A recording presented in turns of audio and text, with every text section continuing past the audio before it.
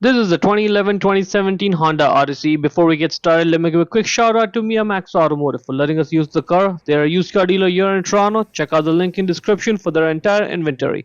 Now those are the license plate lights right over there on the left gate. The way to access them though is from inside. So open up the left gate and right there inside that's where the access panel is. For that you will need a flathead screwdriver. Something that looks like that. That screwdriver goes in the notch right over there. Put the screwdriver in there and then use the screwdriver to pry it out. Pry the panel off. Yep, just like that. Pry it off completely.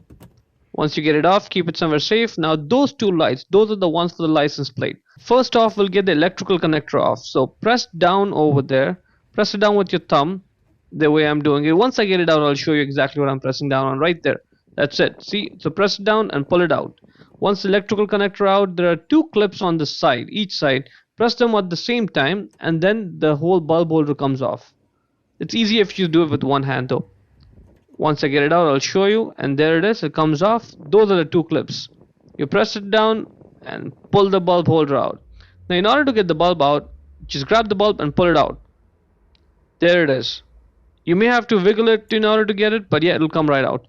The bulb size is 194 or 168. Again, 194 or 168, either one of them works. Get the new bulb, put it in there, just push it in, and now when you put in the bulb holder back in, see, clearly marks the top side over there. So that's how you hold it. It goes in. See, the top is on the top. Just clips right on. Put the electrical connector back on. It only goes in one way.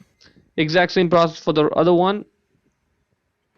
Get the electrical connector out first and then get the two clips, press them, get the entire bulb holder out. Same bulb, 194 or 168. Replace the bulb, put the bulb holder back in and the electrical connector on. Now let's put the panel back on. It only goes in one way, just like that, and that's it. Hope you found it useful.